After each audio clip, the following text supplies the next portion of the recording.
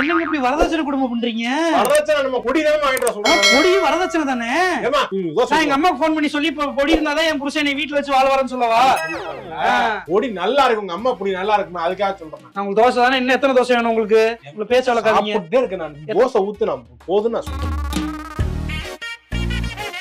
ஏமா இது அதோட பிஞ்சி தோசையா இருக்குது, வெந்து வேகமா. சரி கொடுங்க. சரி போதும், தோசை எனக்கு போதும். போதுமா? போதும். இந்தாங்க ஒண்ணு சுட்டுட்டு இதை மட்டும் சாப்பிடுங்க. சாப்பிட்டீங்களா? போதுமா?